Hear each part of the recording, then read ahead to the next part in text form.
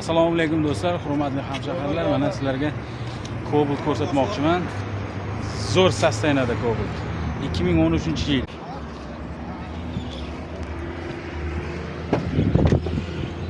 Chexollari zavodskoy, Tiffany poliklar tashlangan. Maytfon, konditsioner, hamma narsasi bor. Generalniy doверенность ham beramiz. 3 yilgacha generalniy doверенность bera olamiz. Kimgadir qiziq bo'lsa.